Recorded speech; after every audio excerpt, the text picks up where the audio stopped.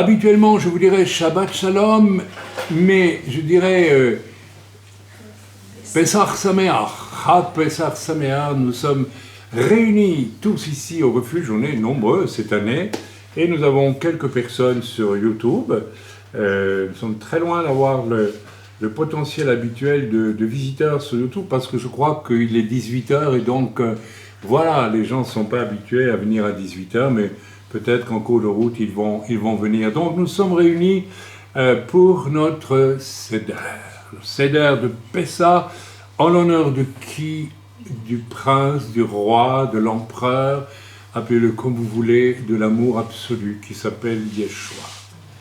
Je viens encore de devoir expliquer aux hommes, en général, d'une manière générale, beaucoup d'hommes que j'ai rencontrés, que si au moment de la chute, n'est-ce pas, Dieu a dit à Ève, qui a fait des bricoles qu'elle n'aurait pas dû faire, d'accord, mais il lui a dit, tes désirs se porteront vers ton mari, c'est-à-dire, les désirs ici, c'est le désir fondamental d'une femme qui est, nous le savons tous, vous pouvez le dire, très bien, vous êtes de bons élèves, d'être aimé. Et Dieu dit à Ève, tes désirs d'être aimé se porteront vers ton mari, mais lui, désormais, puisque tu l'as emmené dans la chute, il est devenu une brute. Il va juste dominer sur toi, il va juste prendre tout ce qu'il veut chez toi, et puis il ne se rendra même pas compte qu'il ne t'aime pas. Il croira que c'est ça aimer, c'est se satisfaire lui. C'est le credo de la plupart, de beaucoup d'hommes. Et comme je l'ai témoigné, il m'a fallu 3 ans après ma conversion pour qu'enfin un switch se fasse dans mon cœur et dans mon esprit et que je commence d'une manière miraculeuse, parce que ça a amené des miracles. Quand j'étais arrivé en Afrique suite à un voyage, n'est-ce pas, incroyable, je vais déjà témoigner de tout ça, et j'ai commencé à vivre, non pas seulement à le lire, mais vivre Marie aime ta femme comme Christ a aimé l'Église. Et ça s'est passé, c'était génial. Bien, nous sommes un peu hors sujet, quoique, vous savez, Yeshua, il est l'époux d'une épouse. Vous saviez, j'espère. Vous trouvez normal qu'il vous aime sans arrêt, à tel point que même lorsque vous péchez sur la terre, il est au ciel et il est l'avocat pour vous. Alors qu'il pourrait dire, bon, ben, ça suffit, hein. Si Christ devait nous utiliser comme nous utilisons ceux qui sont autour de nous, comme je parle pour les hommes en général, et aussi les femmes, hein, parfois, qui sont très égoïstes, eh bien, c'est là qu'on voit qu'il y a une dichotomie, il y a quelque chose qui ne colle pas du tout avec le fait de se déclarer chrétien dans chrétien, il y a Christ, il y a Mashiach. Donc si je dis que je suis disciple de Mashiach, de Christ, je dois être une bombe atomique d'amour. Pourquoi croyez-vous que les enfants se ruent dans vos bras ou dans vos... Vous savez pourquoi? Que vous soyez homme ou femme. Généralement, ils ne vont pas chez les hommes. Pourquoi? Parce qu'ils vont là où on les aime. Et les enfants, ils le sentent tout de suite. Quand je vois la petite Abigail qui se rue dans les bras de sa maman ou de son papa, je sais qu'elle est aimée. Ce besoin d'être aimé est formidablement important. Alors on peut vivre que pour soi, finalement, et oublier que l'on est là pour aimer. Et nous serons jugés sur quoi, croyez-vous, quand nous paraîtrons devant Dieu? Parce que nous paraîtrons tous. As-tu aimé? Ah oui, mais j'ai fait ça, j'ai eu la foi, j'ai eu une promotion au travail, tu vois, parce que j'ai prié, nanana. Dieu dit, ah, tout ça. C'était que pour toi. As-tu aimé? Shema Israël, Adonai Eloheinu, Adonai Echad. Baruch Shem Kevod Malchuto Leolam Vaed. C'est avec ces mots que Jésus commence dans l'Évangile. et puis qui dit après, tu aimeras de tout ton cœur, de toute ta force, de tout ton être, Dieu et ton prochain comme toi-même. C'est-à-dire en déversant de l'amour sur le prochain, tous les prochains, ton épouse, tes enfants, le frère, la sœur, les païens aussi. Oui, même les païens. Vous savez, la recette pour amener les gens tout doucement à avoir envie de Christ, c'est qu'ils vous observent. Nous, on le voit ici. Au début, quand vous leur dites que vous êtes chrétien, en France, hein, oh là, oh. Et puis, vous dites rien, vous leur souriez, et vous retournez les voir. Moi, j'ai comme ça mes victimes dans les magasins de la région, comme ça. Et petit à petit, ils finissent par dire, mais ah ben monsieur, vous êtes quand même pas comme tout le monde, hein. Les gens, ils sont ric-rac, et puis il faut les servir, et puis ils rouspètent toujours, vous rouspètez jamais, vous êtes... C'est la première étape. C'est-à-dire qu'ils savent pas encore qu'on les aime, mais ils se rendent compte du fruit de l'amour. Et à un moment donné, ils finissent par se dire, à force de les aimer, dans le comportement, dans l'attitude, dans la patience, l'amour est patient, l'amour est persévérant. Il faut aimer longtemps quelqu'un parfois avant de pouvoir l'amener au Seigneur. C'est pas parce qu'on a distribué un traité, on est sorti, on a parlé, on croit, ça y est, t'as rien fait. T'as rien fait. T'as fait 4 mm d'un chemin de 10 km. Parfois, il faut marcher 10 km dans l'amour pour que la personne, à un moment donné, switch quelque chose et dise « Il y a quelque chose, celui-là, que je n'ai pas. » Et alors, il va venir vers vous. On le voit ces jours-ci, ici, autour de nous. Et alors, ils peuvent avoir envie de ce que vous avez et de la paix que vous transmettez. Les gens qui aiment transmettre la paix, vous avez remarqué, ceux qui n'aiment pas ne transmettent rien. Quelque chose de froid, quelque chose d'inutile, quelque chose qui n'a pas d'épaisseur, qui n'a pas de volume, qui n'a pas de consistance. Et nous avons vu ce matin, fait un lavement des pieds extraordinaire. Où Dieu voulait que nous éprouvions 3 choses essentielles. L'humilité, l'amour, et la conséquence de ces 2 choses ensemble, l'unité entre nous. Et nous avons commencé par les couples. N'est-ce pas? Parce que la première petite société, c'est un couple. Puis c'est une famille. Et puis c'est les autres autour. Frères et sœurs, nous en sommes donc à célébrer notre Pâques, notre Pessah, et nous allons d'emblée commencer par lire un passage dans l'Exode. Et puis, écoutez, j'espère que vous avez pris vos Bibles. Vous n'avez pas pris vos Bibles, alors sortez vos Bibles parce que... Non, ne quittez pas lui, si vous n'avez pas, on ne l'avez pas, parce que on est en train de filmer, et c'est dommage. Si vous ne prenez pas avec vos Bibles, c'est embêtant. Donc, qu'il y ait quelques-uns avec une Bible, s'il vous plaît, parce que je vais peut-être vous faire participer dans la lecture de certains passages. Comme ça, vous ne serez pas passif, mais actif. Voilà. Vous savez, il y a une période, il y a longtemps, jamais je n'aurais été à une réunion, quelle qu'elle soit, sans ma Bible. Maintenant, les gens ne viennent plus avec leur Bible. Ça aussi, c'est un signal. Il y a quelque chose. Oh là, on assiste, excusez-moi, puis c'est... On ne prend même pas sa Bible. On ne va même pas lire en même temps que ce qui est prêché. C'est dommage. Ah oui, c'est dommage. Ce n'est pas un bon signe. Ça aussi, c'est déjà un signe. Perte d'amour du Seigneur et de sa parole qui est là. Alors, avant de lire Exode, comme la caméra n'est pas dirigée vers la table qui est devant vous, je vais donc vous présenter tous les éléments qui vont intervenir au cours de ce Seder de Pessah. Voilà, ici vous avez un plat avec un os, un œuf, de la salade, une mixture délicieuse, du persil, du radis, et tout ça va être utilisé comme dans un seder juif, mais nous allons faire un seder juif dans lequel nous allons débusquer des tonnes de choses qui rattachent à Yeshua, à Jésus. D'accord? Et puis nous avons 4 coupes devant nous avec du vin à l'intérieur.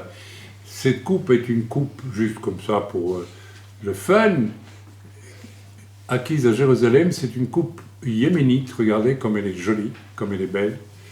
Et puis nous avons une coupe contemporaine de Jérusalem aussi, donc beaucoup plus sobre et moderne. Et puis nous avons une coupe, à mon avis, dans la forme d'influence séfarade, peut-être même italienne, la voilà, n'est-ce pas? Et puis nous avons une coupe, n'est-ce pas, typique de Jérusalem aujourd'hui aussi, la voilà. Donc nous avons de l'italien, du yéménite, du jérusalémite, et c'est une façon de dire, bien, nous sommes un grand peuple, n'est-ce pas, et nous devons nous aimer les uns les autres. Nous avons ici aussi ce qu'on appelle, donc je vais présenter devant vous, un plateau avec à l'intérieur des matzot, en dessous des choses. Il y a 3 matzot qui, je vais dire au fur et à mesure du seder ce qu'elles représentent, et on va s'amuser, les enfants vont sortir, et puis quand je leur demanderai, et puis ils reviendront, enfin bref, tout ça on va le voir en cours de route. Bien, donc nous allons lire Exode chapitre 12, 1 à 20. C'est un peu long, mais il faut le lire. L'Éternel dit à Moshe et à Aaron dans le pays d'Égypte, « Ce mois-ci sera pour vous le premier des mois, il sera pour vous le premier des mois de l'année. Parlez à toute l'assemblée d'Israël. » Et dit donc, entre parenthèses, le nouvel an juif, c'est à Pessah. Ce n'est pas Rosh Hashanah, normalement. Bon, on ne rentre pas dans le détail, mais c'est dit clairement ici dans la parole de Dieu. Donc c'est intéressant de voir que ici, on va parler de la libération d'Égypte, qui symbolise notre libération personnelle. Lorsque nous sommes venus à Christ, nous avons été en principe libérés de la manière dont nous vivions avant de connaître Christ. Ce qui implique aussi, je le répète sans arrêt, une nouvelle naissance de tous les aspects de notre nature. Et j'insiste si souvent en parlant des hommes, à quel point votre ancienne nature déchue refuse même de naître de nouveau. Et c'est pas normal. Ce soir, nous allons célébrer la sortie d'Égypte. Tu dois sortir de ton Égypte aussi. Ton Égypte. Et ton Égypte, c'est ton égoïsme, c'est la vie que tu vis pour toi. Tu habilles ça d'un décor chrétien, mais en réalité, tu n'es pas un chrétien. Vous savez, dans les Juifs qui sont sortis d'Égypte, il y avait aussi des faux Juifs. Il y avait aussi des Égyptiens, il y avait toutes sortes de personnes qui sont sorties d'Égypte parce que, je ne sais pas, pour une raison ou pour une autre, comme elles ont vu que les Égyptiens donnaient tout leur or aux Juifs en sortant, n'est-ce pas? Ils se sont peut-être dit, oh, c'est chouette, on va aller avec eux.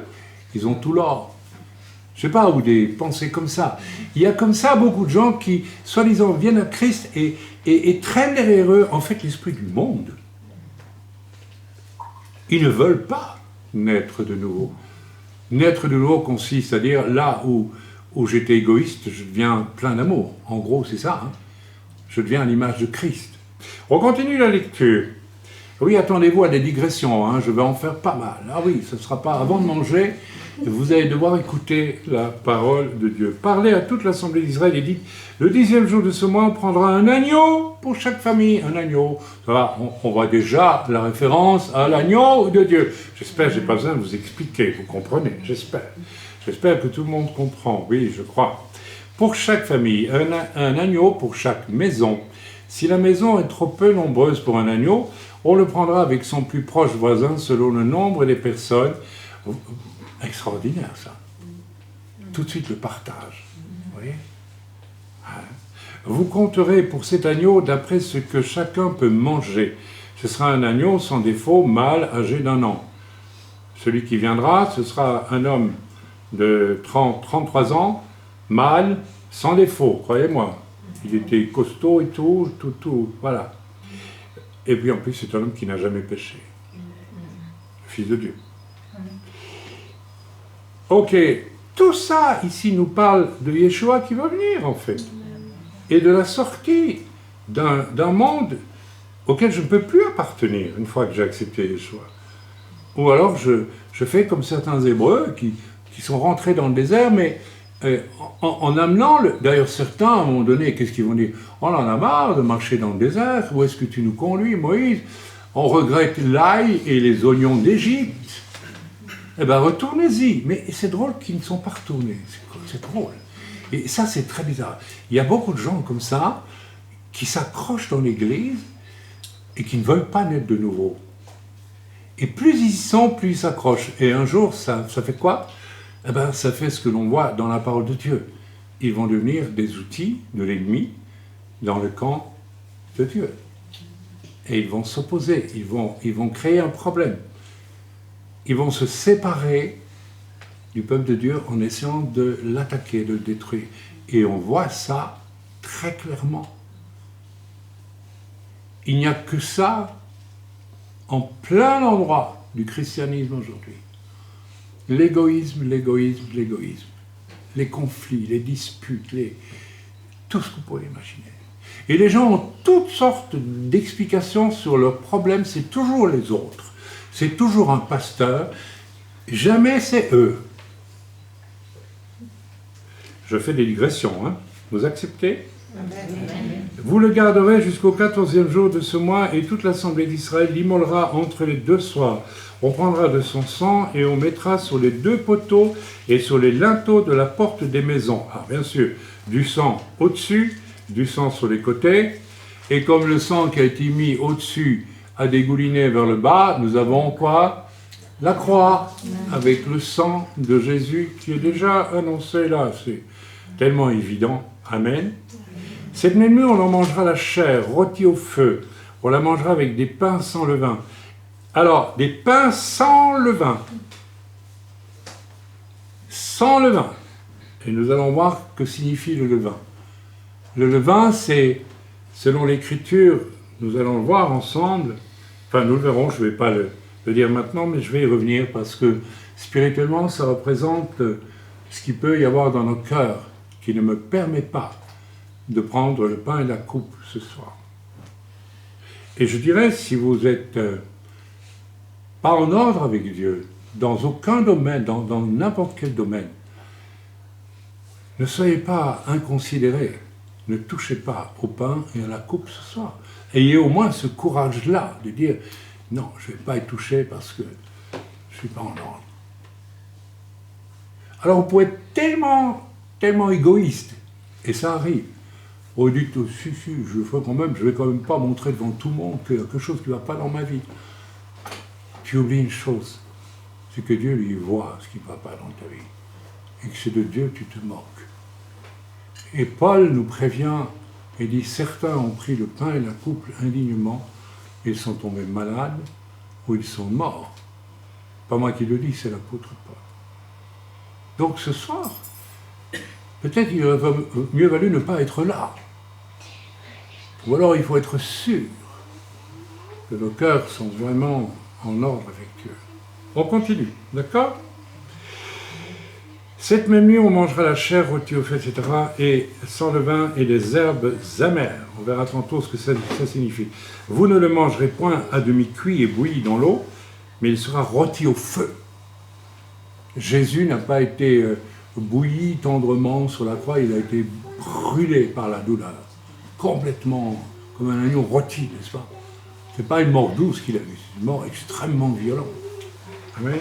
Donc tout ça porte du... Voilà. Et il sera rôti au feu avec la tête, les jambes et l'intérieur. Vous n'en laisserez rien jusqu'au matin, et s'il en reste quelque chose le matin, vous le brûlerez au feu. Quand vous le mangerez, vous aurez vos reins sains, vos souliers épais et votre bâton à la main, et vous le mangerez à la hâte. C'est la Pâque de l'Éternel. Cette nuit-là, je passerai dans le pays d'Égypte et je frapperai tous les premiers-nés du pays d'Égypte. Pardonnez-moi. Il y aurait tellement à dire là aussi, mais je vais avancer. Depuis les hommes jusqu'aux animaux, et j'exercerai les jugements contre tous les dieux de l'Égypte. Je suis l'Éternel. Le sang vous servira de signe sur les maisons où vous serez. Je verrai le sang et je passerai par-dessus vous. Et il n'y aura point de plaie qui vous détruise quand je frapperai le pays d'Égypte. Vous conserverez le souvenir de ce jour. Entre parenthèses, je crois fermement, parce que l'Écriture nous le montre, que les vrais chrétiens sont scellés par le Seigneur. Et quand les jugements de Dieu vont s'abattre, et ils s'abattent déjà d'une manière de plus en plus violente sur la terre, on ne pourra pas leur faire de mal. Ou alors si on leur fait du mal, c'est qu'ils sont très dangereux et qu'il faut les persécuter, mais c'est autre chose. Mais je crains que beaucoup de ceux qui ont refusé d'être marqués par le sang de Jésus à la croix, n'est-ce pas? Vous savez, il est dit dans la parole de Dieu, je ne sais pas si vous savez, que 2/3 de l'humanité va périr dans les jugements qui viennent. Et c'est dur à dire, mais c'est écrit.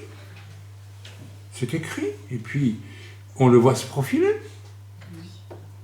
Vous savez, le risque que l'on a avec l'Iran aujourd'hui, c'est que, comme Trump n'arrive pas à ses fins, qu'il décide de mettre une bombe atomique sur l'Iran. Ah, il ne va pas faire ça. Qu'est-ce qu'un homme ne ferait pas pour sauver son honneur? Ah oui, certains hommes, oui, qui n'ont jamais aimé une femme comme Christ a aimé l'Église et qui n'aiment personne comme Christ aime. On en a des cohortes entières de ces hommes, avec des rivières de sang derrière eux. Alors vous dites, mais moi je suis pas comme Saul, mais tu es peut-être pire, tu ne t'en rends même pas compte. Voilà, alors on peut lire jusqu'à la fin, puis on va s'arrêter là. Voilà, et voilà. Ensuite, il continue à expliquer, donc, n'est-ce pas, vous observerez la fête des pains sans levain, encore une fois. Et puis au verset 20, il dit, vous ne mangerez point de pain levé dans toutes vos demeures, vous mangerez des pains sans levain. Moïse a beaucoup insisté, donc le levain veut dire quelque chose, et on va voir dans l'Écriture ce que veut dire le levain. Bien, ça c'était une introduction nécessaire. Nous allons lire à présent, si vous le voulez bien, alors je demande votre aide pour participer un tout petit peu, 1 Corinthiens 11, 17 à 32, ou plutôt 23 à 32. Quelqu'un peut-il me lire ça dans 1 Corinthiens, s'il vous plaît? Voilà, vous allez participer, hein? À haute et intelligible voix, s'il vous plaît. Car j'ai reçu du Seigneur ce que je vous ai enseigné, c'est que le Seigneur Jésus, dans la nuit où il fut livré, prit du pain, et après avoir rendu grâce, le rompit, et dit, « Ceci est mon corps qui est rompu pour vous, faites ceci en mémoire de moi. » Amen. Donc, ceci est mon corps qui est rompu pour vous, dit-il en donnant non pas du pain levé, mais du pain non levé, une matzah, et il dit, faites ceci. Alors ça, c'est très important.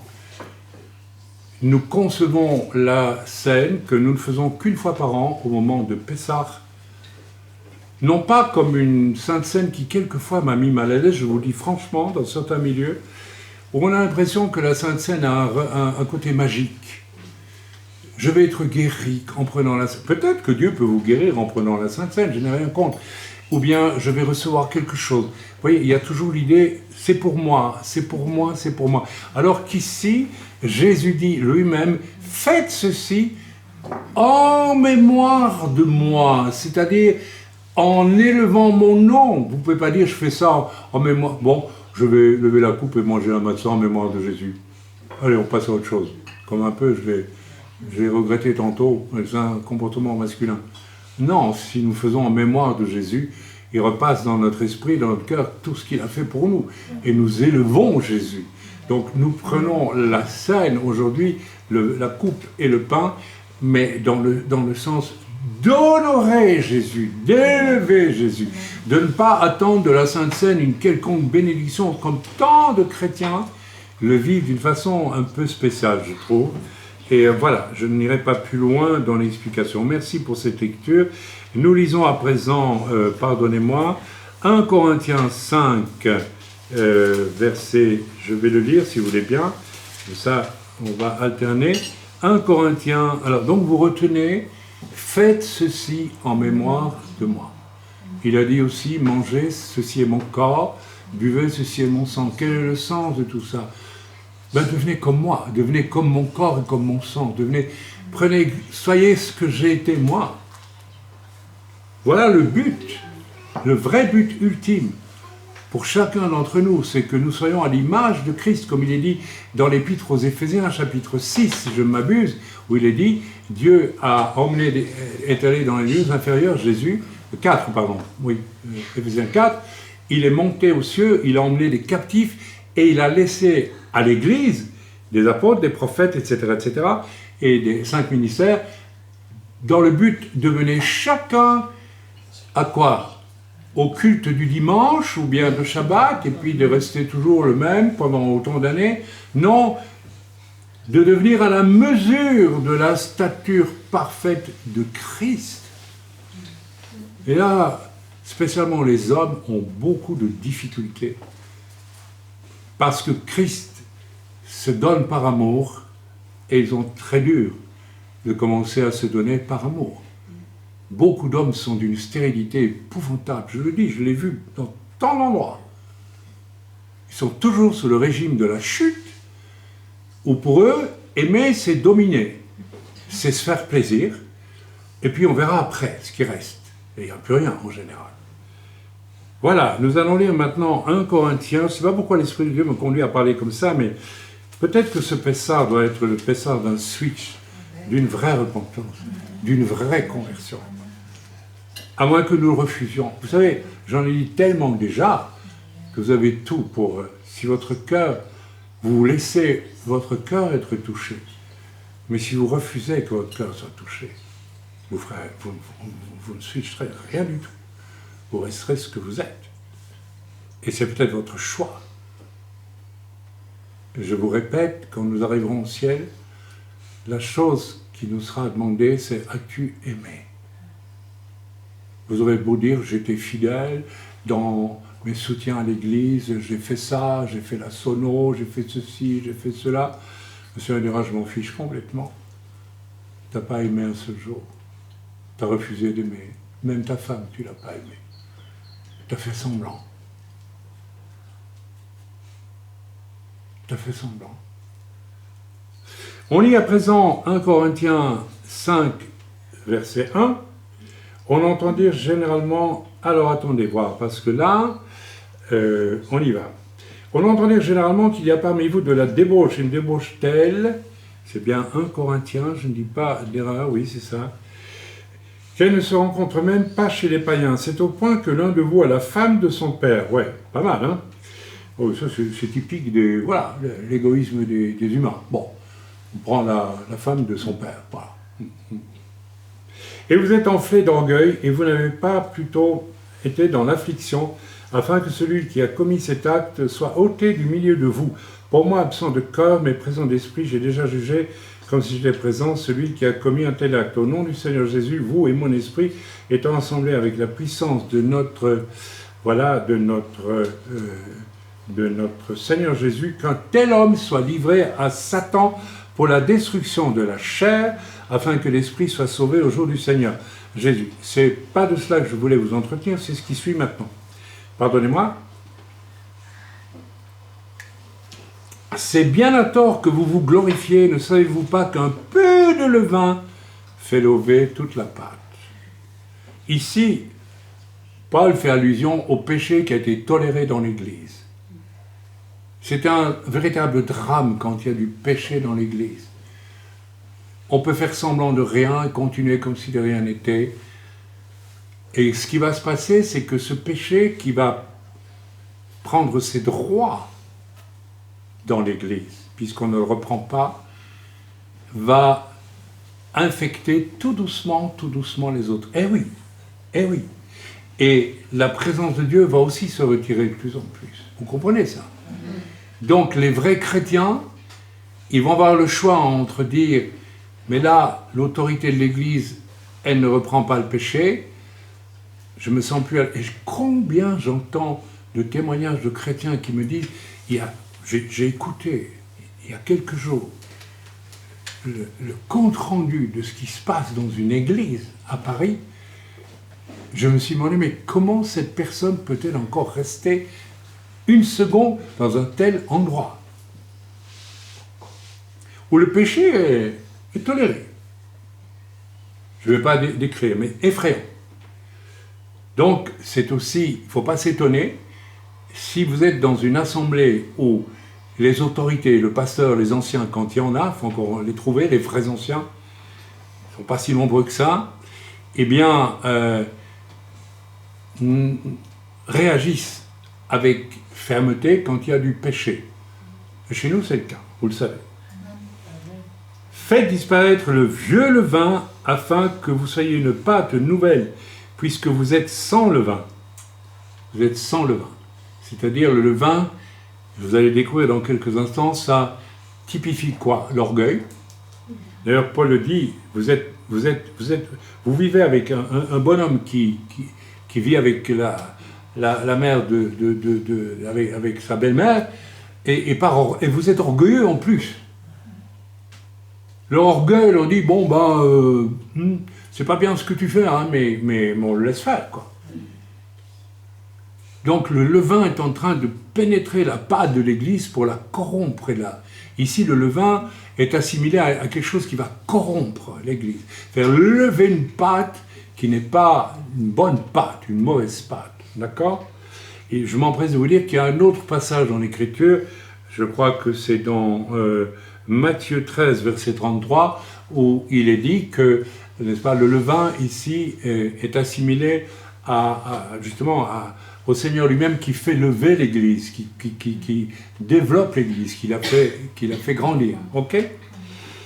Le vieux levain, afin que vous soyez une pâte nouvelle. Donc le vieux levain, c'est le péché, hein, c'est tout, voilà. Il faut qu'il disparaisse pour que toute l'Église soit une pâte nouvelle. Et c'est la joie d'un homme de Dieu lorsqu'il voit qu'au fil du temps, il voit que l'Église grandit non pas en nombre, mais en qualité. La plupart aujourd'hui, pas tout le monde, mais l'idéologie évangélique veut qu'il faut une grande Église avec plein de monde. Mais il n'est pas garanti que la pâte est si saine que ça. Il y en a parmi vous, vous avez été dans ces grandes églises et vous avez vu ce que vous y avez vu, n'est-ce pas? Donc, choisissons la qualité et pas la quantité, jamais. Car Christ, notre Pâque, Christ est notre Pessah, a été immolé. Ici, c'est l'apôtre Paul qui parle. Célébrons donc la fête d'aujourd'hui, ok? Non avec du vieux levain, non avec un levain de malice et de méchanceté, mais avec les pains sans levain de la pureté et de la vérité. Notez qu'il dit ici au passage, et c'est pourquoi j'ai choisi moi de célébrer une scène avec pain non levé et vin le jour de Pessah, parce que Paul dit lui-même, célébrons donc la fête. Quelle fête? La fête de Noël? La fête de l'église le dimanche? Non, il n'y a qu'une fête. Autour de Pessah, c'est Pessah. Et c'est pourquoi, moi, j'ai fait ce choix, il y a des années déjà, de célébrer Pessah, célébrer Yeshua à Pessah, le remercier et le glorifier, et de prendre le pain et la coupe qui nous rappellent Jésus dans sa perfection, le pain, et le vin qui nous rappelle du sang de Jésus qui a coulé pour nous et qui nous a purifié à la croix de notre vieille nature mauvaise. Voilà, Pessah veut dire passer par-dessus. Vous pouvez lire ça dans Exode 12, verset 13, pour ceux qui... On ne va pas le lire maintenant. Car la mort est... Bon, on vient de le lire en fait, 12, verset 13 dans Exode. Quelqu'un peut-il le relire, s'il vous plaît, le chercher, le relire rapidement. Exode 12, verset 13. Voilà, j'attends et je vous laisse lire, s'il vous plaît. Comme ça, vous avez de quoi vous exprimer un petit peu aussi. Le sang vous servira de signe sur les maisons où vous serez. Je verrai le sang et je passerai par-dessus vous. Voilà. Donc, alors on va transposer tout de suite. Le sang de Jésus sur nos vies fait que Dieu nous accorde normalement une grâce totale. Mais si je fais semblant de respecter la vérité et la pureté, alors que Dieu m'enseigne, à quoi me sert le sang de Jésus? Je vais avoir une image qui va vous choquer. Ça risque d'être du sang caillé. Or, le sang de Jésus est vivant. Amen. Amen. Et alors, vous devenez religieux. Vous croyez être rentré dans le royaume à travers le sang de Jésus, mais vous n'y êtes pas. Vous restez calé devant la porte. Et c'est le cas de beaucoup.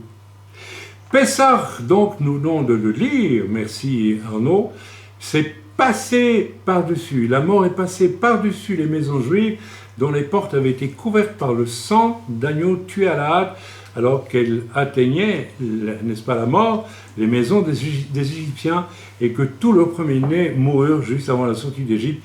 Elle a été instituée 1500 ans avant Jésus-Christ, cette fête de Pessah. Voilà, nous relisons maintenant Exode 12, verset 18. J'attends que quelqu'un me le lise, s'il vous plaît. Exode 12, verset 18, simplement. Le premier mois, le 14e jour du mois, au soir, vous mangerez des pains sans levain jusqu'au soir du 21e jour. Amen.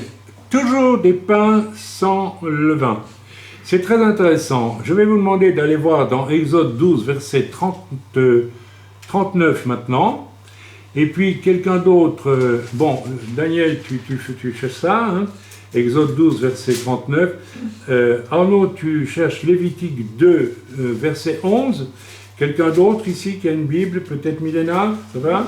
Tu cherches Deutéronome 16, verset 4. Et vous allez voir à quel point, dans la première alliance, régulièrement le Seigneur parle de pain sans levain. Il parle de gâteau sans levain. C'est-à-dire, vraiment, le levain, ça peut être la corruption par l'orgueil et par l'hypocrisie. D'ailleurs, on va aller au fond des choses. Celui qui refuse d'aimer comme Christ a aimé, alors qu'il sait que l'Écriture lui demande de le faire, comment allez-vous l'appeler? Répondez-moi. Un hypocrite. Un hypocrite ou une hypocrite. Donc, si vous êtes dans ce cas-là ce soir, touchez pas à la matzah, touchez pas à la coupe. Il vaut mieux pour vous. Ne soyez pas hypocrite. Questionnez-vous peut-être ce soir. Nous n'en sommes pas encore à prendre la coupe ni à manger le pain. Mais pas seulement comme ça, ouais, vous voyez ce que je veux dire? Le cœur. Le cœur. Ok. Alors, allez-y, lisez-moi les uns après les autres que les Écritures que je vais donner. Vas-y, Daniel. Ils firent des gâteaux cuits sans levain. Amen. Les gâteaux cuits sans levain. C'était des gâteaux spéciaux, on ne va pas rentrer dans le détail de tout. Suivant. Aucune des offrandes que vous présenterez à l'Éternel ne sera faite avec du levain. De nouveau, du levain. Aucune offrande avec du levain. On peut traduire dans la Nouvelle Alliance, tu te présenteras jamais devant l'Éternel avec du levain d'hypocrisie. La raison pour laquelle on ne veut pas obéir à Dieu, c'est l'orgueil. Ou bien on refuse. Mes amis, c'est pas normal que la parole vous enseigne et que vous refusiez ce qu'elle vous enseigne. Vous le refusez, vous n'en voulez pas, vous ne voulez pas. Et la parole de Dieu, finalement, nous conduit toujours à aimer, finalement, vous savez, au fond. Nous l'avons vu ce matin avec l'exemple de ce pharisien qui invite Jésus à domicile pour avoir un petit cours particulier. Il y a des gens comme ça, ils aimeraient bien... Moi j'ai reçu combien de mails ici en France pendant des années, on est seul dans notre petit coin, et j'ai fait comme Jésus, j'ai été visiter les gens parfois à 500 km dans leur solitude, et puis ils avaient droit à un week-end où ils étaient nourris spirituellement et tout. Et puis ils me disaient, mais on est quand même seul, qu'est-ce qu'on va faire? J'ai dit, écoutez, si vous louez un petit local d'hôtel là dans votre patelin, ou bien dans votre maison, Je veux bien revenir, on veut commencer un groupe, et puis il va peut-être grandir. Ah mais non, vous savez, non, on est trop fatigué. Vous vous rendez compte? Alors le pharisien ce matin, c'était la même chose. Il invite Jésus à la maison pour avoir un petit cours particulier. Un petit cours religieux, quoi. Et vous vous rappelez, la prostituée, elle a appris que Jésus était dans la maison. Elle rentre de force dans la maison. Elle veut voir Jésus. Elle réagit avec son cœur. Lève le cœur. L'autre là, le religieux, il n'a pas de cœur. Et bien sûr, il pense, si c'était un prophète, il saurait qu'elle est une prostituée, comme si Jésus ne le savait pas. Et si ça tombe, ce pharisien avait eu commerce avec cette prostituée. Vous vous rappelez l'épisode du premier qui doit jeter la pierre, là? Ils sont tous partis. Hein. C'est bizarre quand même. Hein. D'ailleurs, en parenthèse, c'est curieux. La femme était prise en état d'adultère, mais l'homme, il était où, là? Hein? C'est quand même scandaleux, n'est-ce pas, quand on y pense. Vous savez pourquoi? Parce que les hommes qui accusaient cette femme qu'il fallait lapider, c'était des hommes, son cœur. Et donc il fallait tuer la femme, mais il ne fallait pas savoir avec qui il avait eu des commerces. Hein. Ça n'intéressait personne. Ça, c'est secret entre nous et elle. Mais on va la tuer quand même. C'est ça le cœur des hommes. De beaucoup d'hommes. Ça va loin. Hein.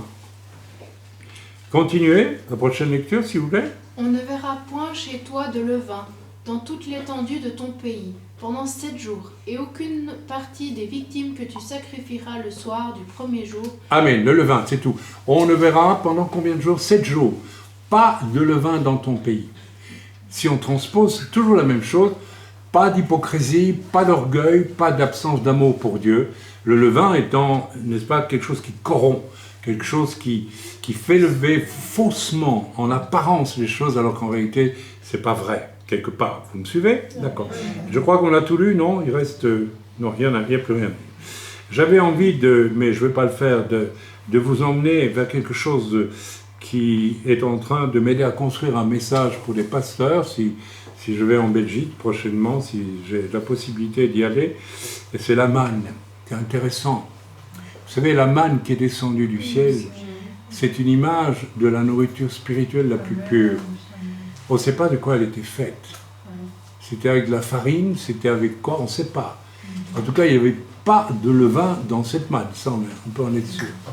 Donc, voilà, on continue, si vous voulez bien. Exode 12, nous l'avons lu, avançons. Le levain... Tout le levain devait être brûlé, détruit, car il est maudit, il représente l'hypocrisie. Chez les Juifs, hein. Et c'est toujours vrai aujourd'hui. C'est encore le cas aujourd'hui. Les Israélites le détruisent le jour avant la fête. Il doit être complètement éliminé des foyers. Et alors on transpose aussi de nos cœurs le levain de l'hypocrisie et de l'orgueil, qui se cache facilement du fait qu'on est hypocrite. L'hypocrisie et l'orgueil, ça se marie bien. Ok? C'est pour ça, ce matin, qu'est-ce qu'on a retenu? L'humilité, l'amour et l'unité. Donc, si tu es dépendant de ton orgueil et de l'hypocrisie, tu ne peux en aucune façon être en unité avec l'Église de Jésus-Christ. Tu n'es pas en unité. Tu as une fausse unité. Tu es un rapporté qui s'accroche, mais pour Dieu, tu n'en fais pas partie. C'est important hein, de réfléchir à tout ça. Alors nous allons... alors, on peut, par exemple, Rivka qui nous suit, elle le sait très bien, encore aujourd'hui, que font les Juifs au moment avant Pessah? Je vous assure qu'en Israël, c'est quelque chose. Hein. Vous rentrez dans les magasins, vous voyez des rayons entiers qui sont couverts d'une bâche ou d'un rideau. C'est là où il y a de la bière, parce que dans la bière, il y a du levain. Et puis, on ne vend plus de pain levé, plus rien du tout. Et tout produit où il peut y avoir du levain, on ne vend plus rien. Et les femmes dans les maisons vont même prendre une brosse à dents pour aller entre les interstices des pavés et dans les coins partout pour essayer de trouver, parce qu'en mangeant, il y a beaucoup de miettes de pain qui sont tombées pendant l'année.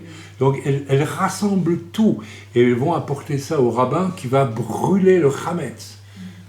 Alors, vous vous rendez compte, si on transpose pour nous, ok, au moment de Pessah, eh ben dis donc, il faut qu'on fasse le nettoyage dans nos cœurs. Hein. Là où il y a de l'orgueil, là où il y a de l'hypocrisie, là où il y a, ouais, je suis chrétien, mais en fait, tu ne l'es pas du tout.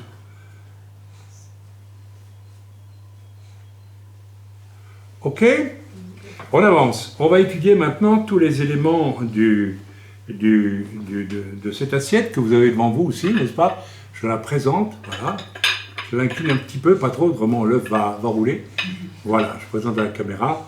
On appelle ça un plateau de céder, quoi. Amen. Bien, l'épaule d'agneau, la voici donc. Voilà, l'épaule d'agneau. Je ne sais pas si c'est une épaule d'agneau, mais c'est un os en tout cas.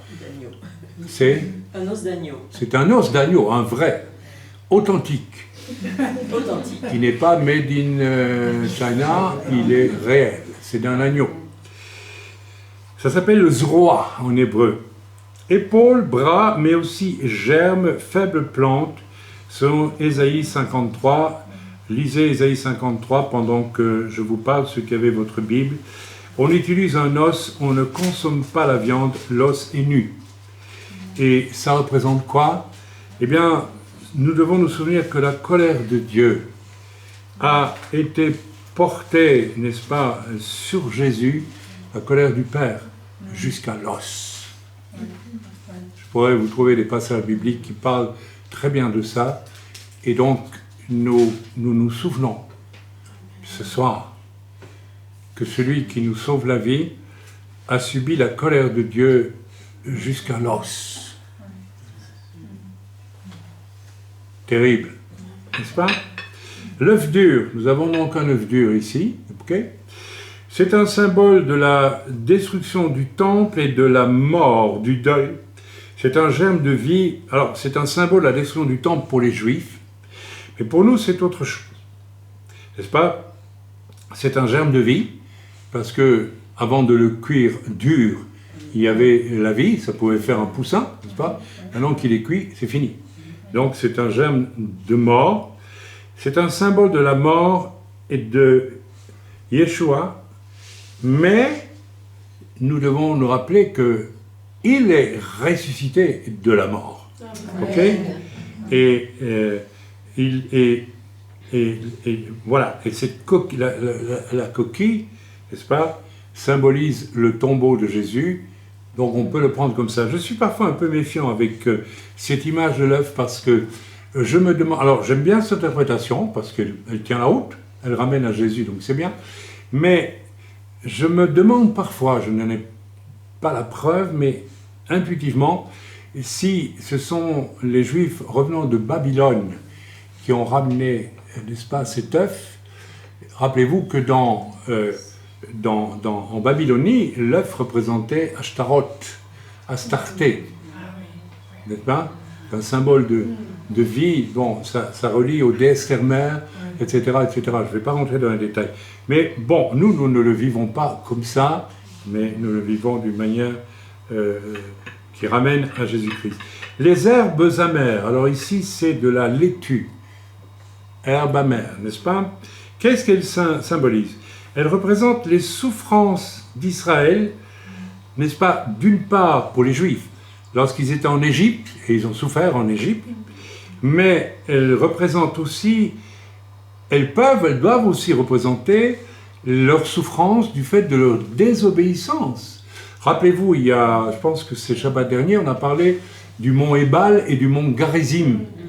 Donc, où 6 tribus sont allées sur un mont et 6 sur l'autre, et 6 ont proclamé les bénédictions pour Israël quand il obéirait à l'Éternel, et sur l'autre mont, si j'ai bon souvenir, c'est le Garizim ou l'Ebal, je ne sais plus, enfin bref, c'est un des deux en tout cas. Ils prononceront les malédictions pour ceux qui désobéiront à Dieu. Et notamment la première des malédictions, c'est très intéressant parce que c'est un thème récurrent dans la parole de Dieu jusque dans la Nouvelle Alliance. Honore celui qui maudit ses parents, qui ne les honore pas, qui les méprise, celui qui méprise ses parents, dit la première des malédictions, je pense que c'est la deuxième, si ce n'est pas la première, eh bien qu'il soit maudit, qu'il périsse. Et on va retrouver ce principe dans la Nouvelle Alliance aussi, où n'est-ce pas, en Éphésiens, après l'homme et la femme, on va trouver enfants, respectez vos parents si vous voulez vivre heureux et longtemps sur la terre. C'est peut-être l'occasion de vous poser la question, puisque vous allez prendre la coupe et vous allez manger le pain, êtes-vous en ordre avec ce fait d'honorer votre père et votre mère? Alors, je vous préviens tout de suite, je suis passé par là avant vous, j'avais des relations exécrables, hélas, avec mon papa. Il y avait bien sûr des torts des deux côtés, probablement, mais probablement beaucoup plus de mon côté en réalité, puisque Dieu ne m'a pas parlé de réprimander mon père s'il m'avait humilié, par exemple, mais il m'a simplement rappelé l'Écriture qui disait « Honore ton père et ta mère ». J'ai déjà témoigné de cela, et donc j'en profite ce soir, si vous n'êtes pas en ordre, si vous avez des pensées qui ne sont pas bonnes vis-à-vis de vos parents, eh bien, humiliez-vous ce soir avant de prendre le pain ou la coupe, ou bien ne la prenez pas. On va avoir beaucoup de raisons de ne pas prendre le pain et la coupe ce soir, peut-être. Peut-être que personne ne la prendra, je ne sais pas. Non, mais vous savez, ok. Voilà, donc on continue. Voilà, donc la laitue ici, enfin les herbes notamment amères, la salade c'est pas très amer, mais quand même, on doit mettre de l'huile et toutes sortes de choses pour la rendre agréable. Donc, on a pris ça parce que en Israël, on a d'autres herbes vraiment amères et on ne les a pas ici. Voilà, ok. Donc, c'est le maror, ça s'appelle le maror, les herbes amères, qu'on va tremper dans le haroset.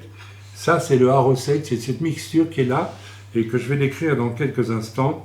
Et ceci est très, très important, puisque la laitue nous rappelle l'amertume de notre esclavage dans le péché et aussi mes œuvres mortes, c'est-à-dire toutes les œuvres que j'ai pratiquées, mais pas par amour pour Dieu ou par amour pour les autres.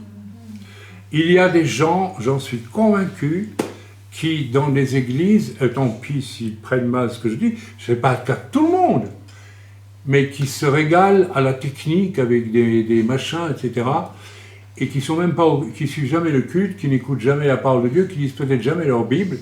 Alors, je ne dis pas que tous font ça, mais je sais qu'il y en a.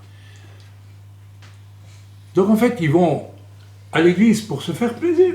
Ils jouent, s'amusent. En dehors de ça, rien. Ok ?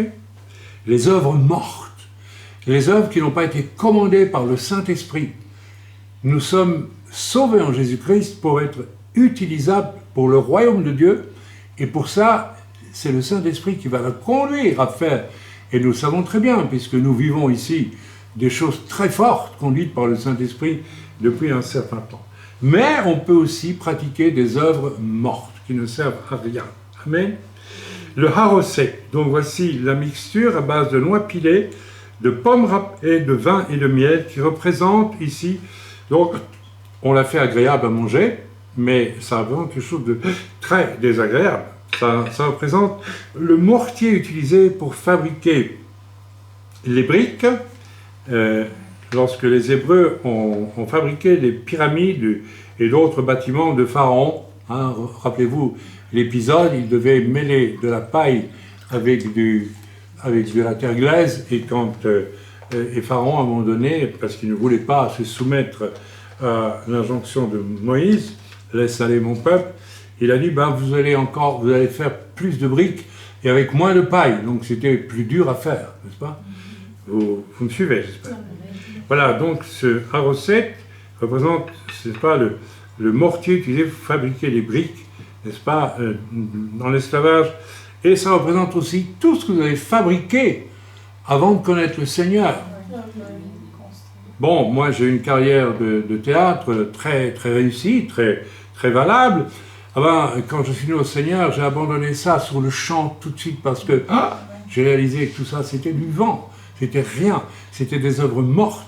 D'ailleurs, vous savez, quand un spectacle est fini, en général, les gens oublient. Il n'y a rien de plus pitoyable qu'un spectacle de théâtre ou même de cinéma. Et après, les gens oublient, ils vous regardent et puis c'est fini. Donc c'est du vent. Mais beaucoup des choses que nous faisons dans la vie, sont du vent. Il y a des gens qui ont réussi très bien dans la société et qui découvrent un jour qu'ils viennent à Christ et réalisent que leur vie entière, c'était des œuvres mortes. Il y a eu une association qu'on appelait les hommes du plein évangile. Je ne sais pas, les hommes d'affaires du plein évangile. Je ne sais pas si cela existe toujours, mais elle était constituée d'hommes d'affaires qui, n'est-ce pas, réussissaient avec des combines, bien sûr, et puis qui venaient à Christ, et puis soudain, leur affaire sombrait complètement parce que Dieu ne pouvait pas, ils étaient en fait encouragés dans la combine par l'ennemi de ce qui est droit et juste, c'est le diable, tout simplement. Et dès lors, ils ont réalisé que tout ce qu'ils avaient fait, qui apparemment était brillant, etc., au niveau social, ils brillaient, ils représentaient quelque chose, tout ça c'était vain, etc. Et ces hommes d'affaires devaient recommencer à zéro, mais avec Christ dans leur cœur. Et généralement, ils faisaient autre chose que ce qu'ils avaient fait avant. Ils avaient une nouvelle vie. Le Seigneur nous appelle à une nouvelle vie. Et je crois que c'est très, très important. Ok ? Donc, je vous rappelle aussi au passage, donc, il est hors de question, n'est-ce pas, de pratiquer, de rester enfermé dans les œuvres mortes, c'est-à-dire mes projets, mais pas ceux du Seigneur, et pas non plus, n'est-ce pas, cette chose terrifiante contre laquelle je lutte depuis toujours, la religion, qui se fait passer pour quelque chose de spirituel, alors qu'en fait c'est une œuvre humaine, n'est-ce pas?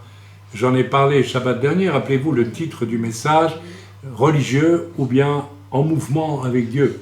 Quand je dis prophétique, c'est pas prophétiser, c'est en mouvement avec Dieu.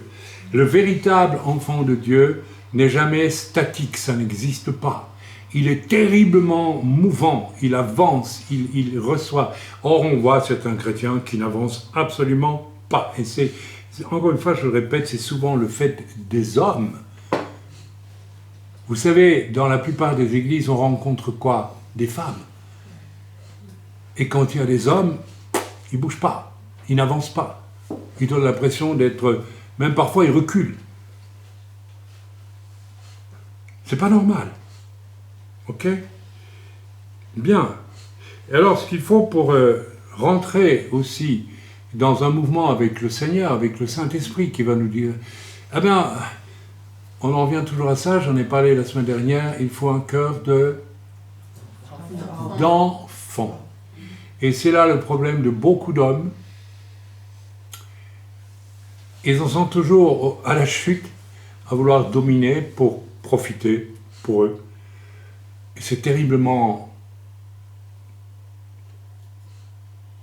C'est pas innocent. Or, celui qui vient à Christ, vraiment, il va recevoir un cœur d'enfant. Et il va pouvoir capter la pensée de Dieu et vivre des choses extraordinaires avec Dieu. Vous devriez tous vivre des choses exceptionnelles. Or, chez nous, qu'est-ce qu'on voit? On voit des femmes qui vivent maintenant des choses exceptionnelles. Extraordinaires. Oui, vous le savez, vous l'avez vu. Parce qu'ils ont des cœurs d'enfants. Quant aux hommes, reconnaissons, hein? Non? On continue. Le légume, le karpas, donc, qui est représenté ici par du persil. Vous voyez, un Pessah n'est jamais l'autre. Cette année, je ne sais pas pourquoi, Dieu met vraiment l'accent pour parler aux hommes, là. C'est pas quelque chose que Dieu veut faire. Mais ça ne viendra pas tout seul. Hein. Ou vous acceptez et vous switchez, ou bien vous ne voulez pas. Si vous ne voulez pas, il ne se passera rien. Vous serez le même dans un an, jusqu'au jour où finalement, peut-être vous mourrez dans 50 ans, j'en sais rien, le plus tard possible. Voilà, le légume, le karpas en hébreu, le persil, appelé aussi herbe verte, il fait penser au bouquet d'hysope, donc appelé zahatar en hébreu.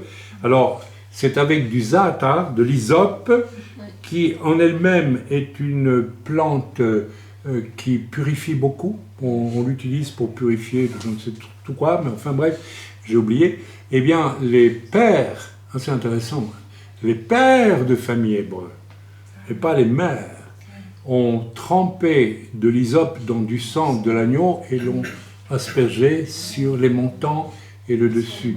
Donc, avec une plante qui est purificatrice, ils ont mis du sang purificateur sur les... Vous suivez, vous voyez là, vous voyez maintenant le rapport avec Yeshua à la croix et le sang de Jésus. Donc nous gardons ça bien à l'esprit. C'est important. Voilà.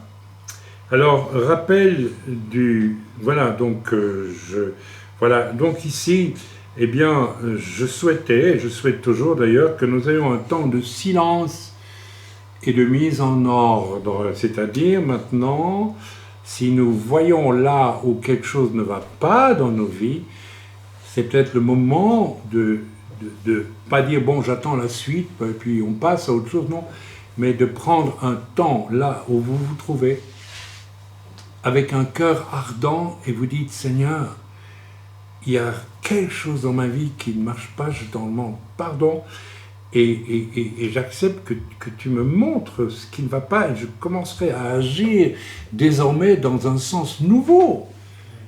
Amen. Voilà. Donc, on se servait aussi, c'est très intéressant, n'est-ce pas, de l'hysope pour la purification des lépreux. C'est intéressant ça. Hein?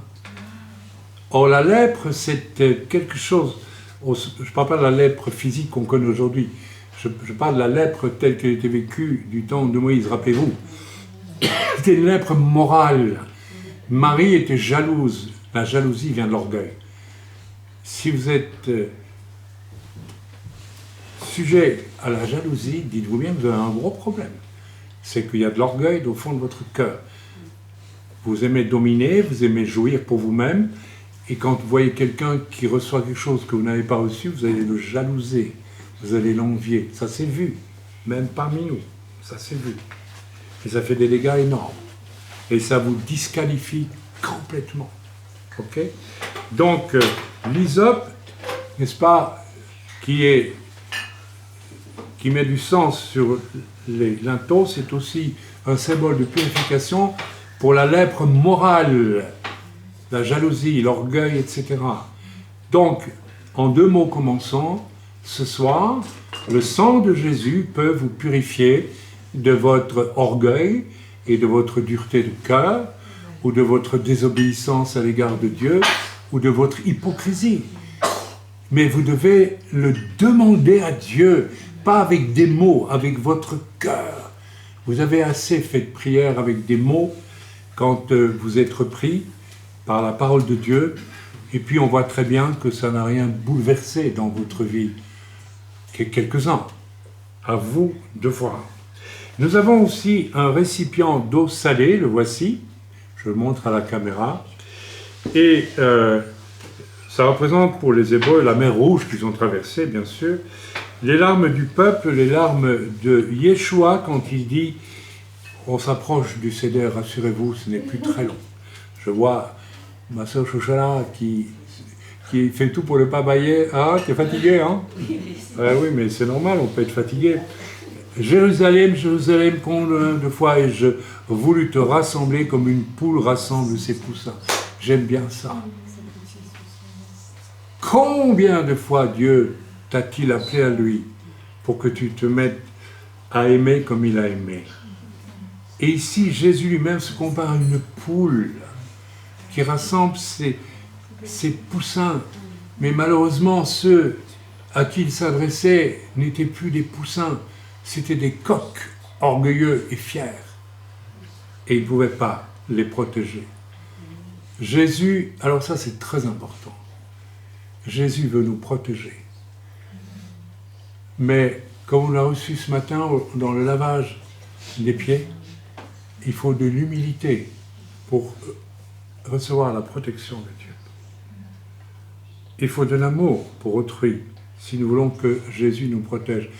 D'abord, il va nous agréer, il va être content de nous voir humbles et plein d'amour, et non seulement il va nous agréer, c'est-à-dire dire c'est bien, mais qu'est-ce qu'il va faire? Il va nous bénir d'une façon considérable. Ok? Bien, on avance parce qu'il faut avancer. Les 3 matzot, elles sont donc prises dans ici, dans ce plateau, à l'intérieur de ce magnifique, voilà, je montre un peu à la caméra, elles sont toutes les 3 là, 3 matzot, donc 3 pains sans levain, les galettes de pain sans levain. Dans le judaïsme actuel, elle représente le Kohen, donc le souverain sacrificateur, le Lévite, c'était aussi des gens de la tribu de Lévi qui servaient dans le temple. On ne va pas rentrer dans les détails. Et la troisième matzah représente Israël.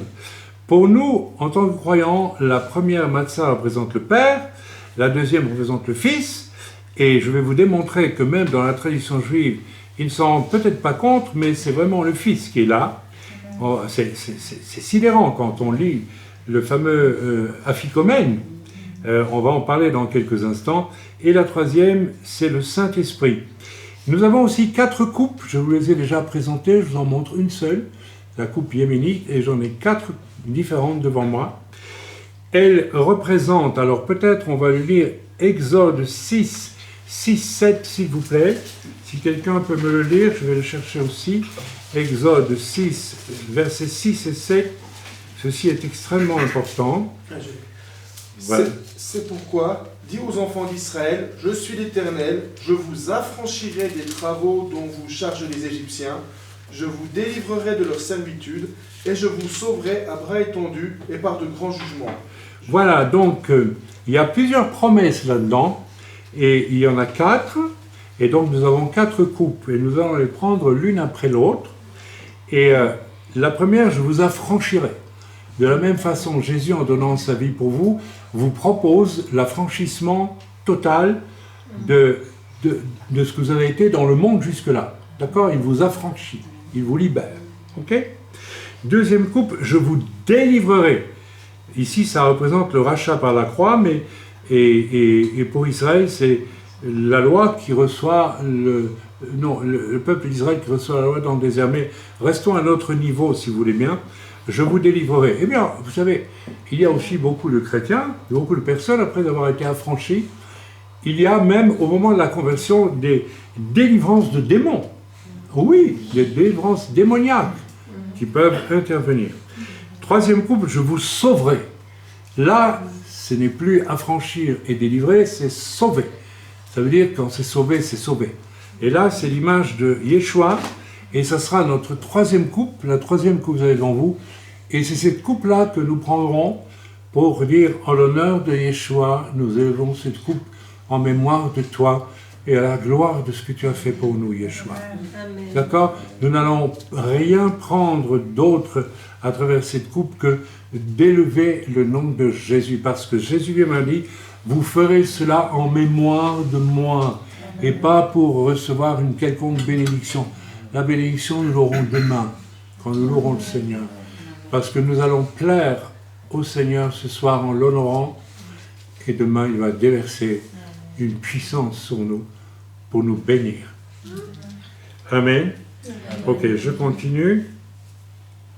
Alors il y a une quatrième coupe, je vous prendrai pour mon peuple et vous préparer une place. Voilà. Alors le Seigneur est venu aussi pour nous emmener au ciel, et au final du parcours dans la Jérusalem céleste, Apocalypse 21 et 22, on en a parlé l'autre jour, et ça devrait nous réjouir. Je vous devrais relire régulièrement Apocalypse 21 et 22, et vous rendre compte que c'est là, finalement, que Dieu veut vous emmener. Amen. Oh là là, c'est quelque chose d'extraordinaire. Bien, donc nous allons, je crois, faire le Seder. Et nous allons commencer par la bénédiction du Kiddush avec la première coupe. Je vais donc l'élever. Et on va lire d'abord Luc 22, je vais lire moi, Luc 22, 17 avant cela. Pardonnez-moi. Mon épouse me disait qu'il fait très sec aujourd'hui. Vous avez remarqué aussi dehors? Eh bien, c'est vrai qu'il fait sec, il fait terriblement sec. Et donc, ça explique pourquoi je dois boire pas mal d'eau. Donc nous allons dans Luc, si vous voulez bien, et nous avançons, hein, nous allons commencer à vivre le Seder proprement dit, donc nous devons être sûrs que nous sommes en état de participer à ce Seder, ok?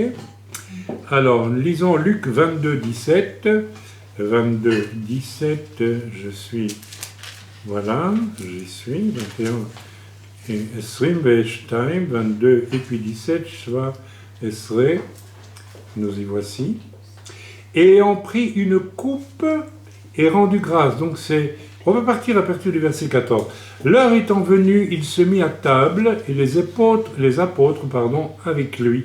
Il leur dit, j'ai désiré vivement manger ce Pessah avec vous avant de souffrir, car je vous le dis, je ne mangerai plus jusqu'à ce qu'elle soit accomplie dans le royaume de Dieu. Waouh, ça c'est fort. Et ayant pris une coupe et rendu grâce, il dit, prenez cette coupe et distribuez-la entre vous, car je vous le dis, je ne boirai plus désormais du fruit de la vigne jusqu'à ce que le royaume de Dieu soit venu. Ici, Yeshua, en fait, fait un kiddush. Il lève une première coupe et il en fait donc un kiddush. C'est la première qui peut être assimilée à « je vous affranchirai ». D'accord ? Donc on va la prendre. Et ce n'est pas, n'est-ce pas, la troisième par laquelle nous proclamons et nous disons à Jésus, nous te remercions pour le salut que tu nous as accordé. Donc nous allons la prendre et voilà, la première, tous ensemble. Et je vais faire la prière du Kiddush avant de la... Non, tu as déjà vu ou pas? Non, attends. Baruch atah Adonai Eloheinu melech haolam. Je suis tellement fatigué que j'oublie maintenant. Boré Peri Agafen, oh là là, pardonnez-moi. Béni sois-tu, Seigneur, Créateur, notre Dieu, Créateur de l'univers, toi qui nous as donné le fruit de la vie et nous consommer. Donc ceci, c'est un kiddush, ce n'est pas la Sainte Seine. Bien. Ensuite, on va montrer l'épaule d'agneau et nous allons lire, s'il vous plaît, quelqu'un peut-il me lire Ésaïe 53 ? Nous allons le lire parce que c'est un passage essentiel par rapport à ce que nous vivons aujourd'hui. Ésaïe 53, voilà. Je vais le lire si vous voulez bien et extraire ce qu'il faut en extraire.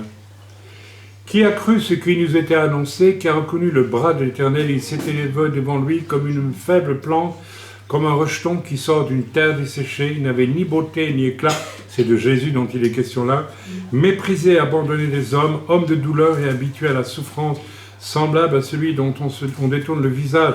Nous l'avons dédaigné, et je lève l'os, qui nous parle de Jésus dans ses souffrances. C'est de nos douleurs qu'il s'est chargé, et nous l'avons considéré comme puni, frappé de Dieu et humilié, mais il était blessé pour nos péchés, brisé pour nos iniquités. Le châtiment qui nous donne la paix est tombé sur lui. C'est pas n'importe quoi. Et c'est par ces meurtrissures que nous sommes guéris. Quand est-ce que c'est la dernière fois que vous avez prié pour quelqu'un qui a été guéri? Certains, vous ne l'avez jamais vécu. Vous direz, mais je n'ai pas de don de guérison. Non. Si tu avais Christ, tu guérirais tous les malades. Vous le savez, parmi nous, jamais, je ne me souviens pas qu'il y ait eu un malade parmi nous, enfin peut-être qu'il y en a eu l'un ou l'autre, mais en général, 95% des gens ont été guéris. Ok? C'est grâce à Yeshua. Et c'est Yeshua en moi aussi qui le permet. C'est pas moi qui guéris quand je prie, c'est Yeshua qui guérit à travers moi. Parce que Yeshua habite en moi. Amen. Voilà. Voilà, on peut aller au verset 10. Il a plu à l'Éternel de le briser par la souffrance. Voilà. Après avoir livré sa vie en sacrifice pour le péché, il verra une postérité et prolongera ses jours. Tu parles qu'il a une postérité. Depuis 2000 ans, il y a des millions de disciples. Voilà. Voilà, donc, nous levons ça. Et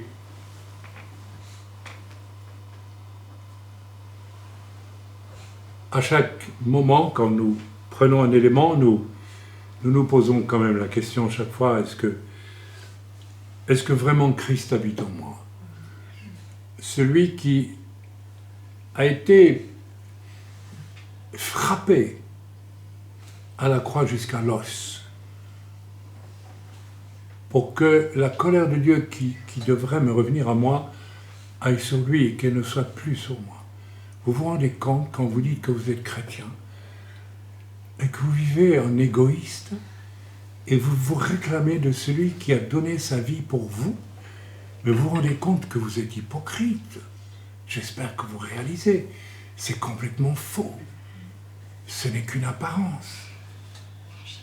Si vous êtes dans ce cas-là, repentez-vous ce soir du cœur.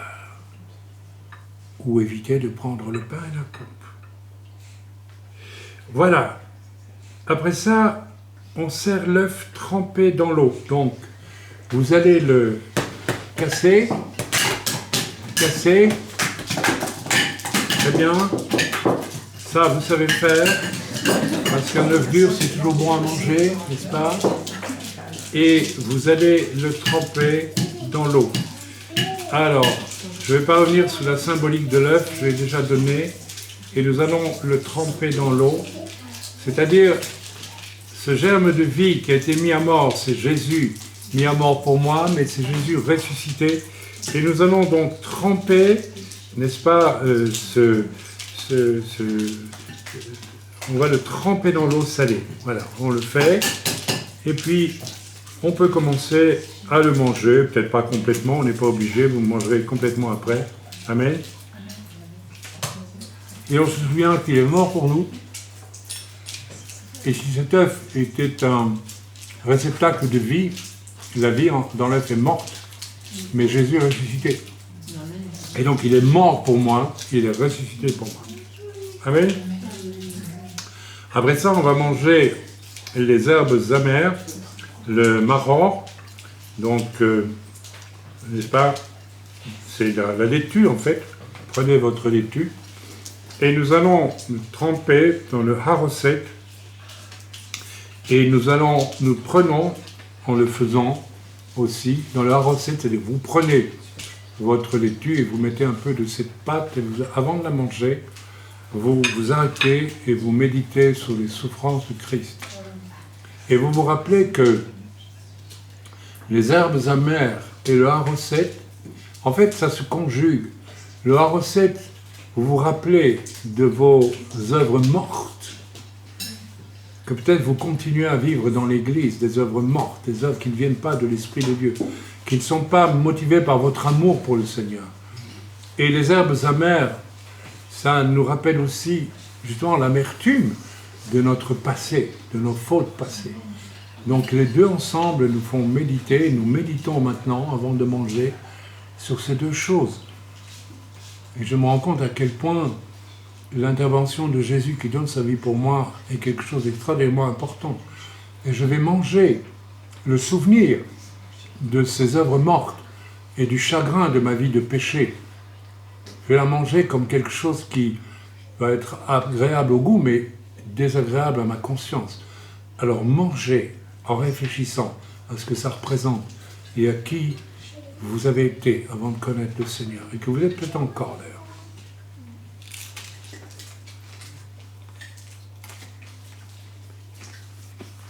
Alors à ce stade, il y a un garçon qui doit demander à son père, qui pose la question suivante: qu'est-ce que ça signifie tout cela? Et donc je demande à Fabio de jouer le rôle du garçon qui demande à son père à très haute voix: mais ça veut dire quoi tout ça? Ça veut dire quoi tout ça?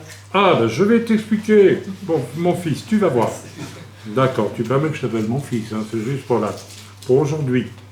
D'accord? Autrement, t'es mon frère, c'est pas la même chose.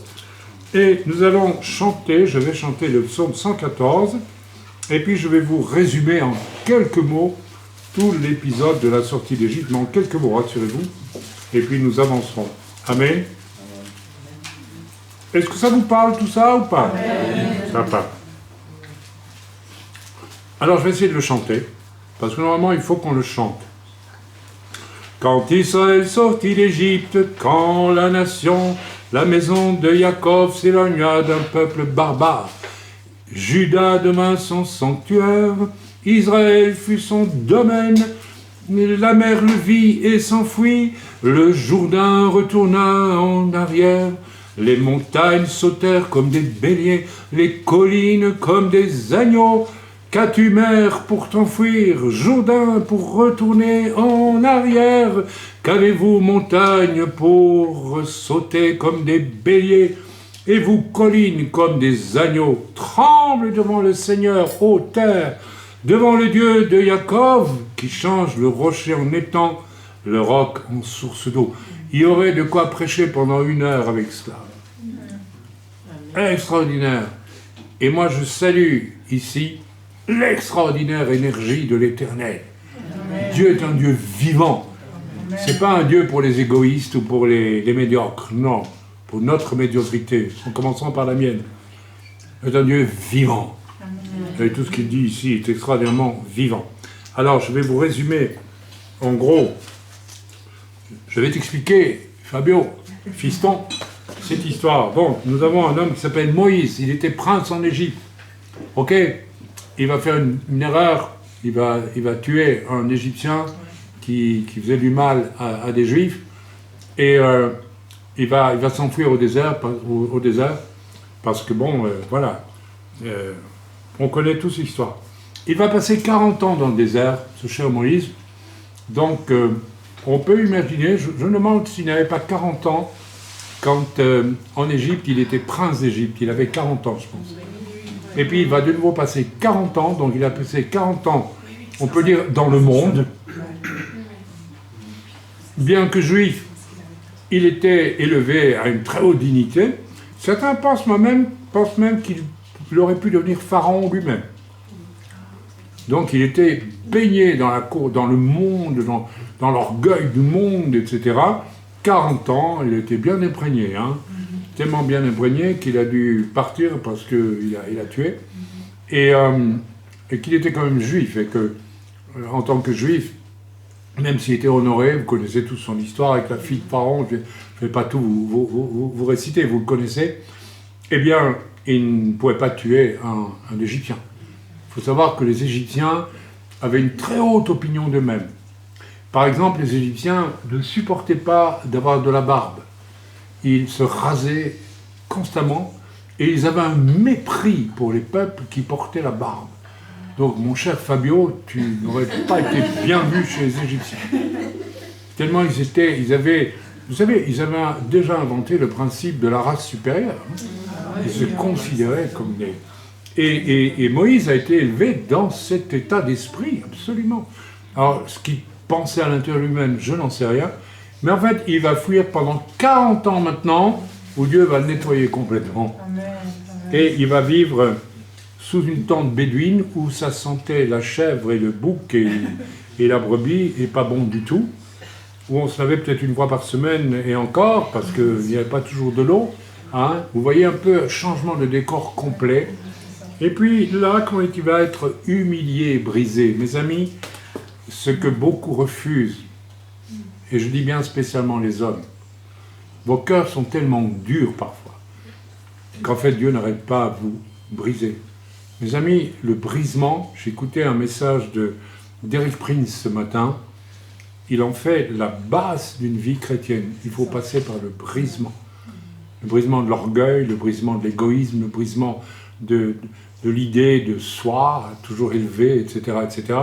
C'est pas normal que vous ayez, si vous êtes chrétien, et que votre priorité, c'est monter dans la hiérarchie dans votre travail, par exemple. Si c'est ça votre but, je ne peux pas croire que vous êtes chrétien, c'est impossible. C'est pas possible. Ok, donc, voilà. Et, où étais-je, moi? Ah oui, Moïse.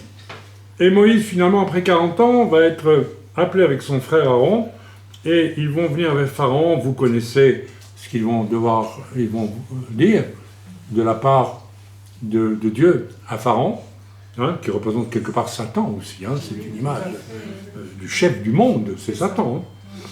Et Pharaon va refuser, bien sûr, et les plaies et les jugements de Dieu vont tomber sur l'Égypte.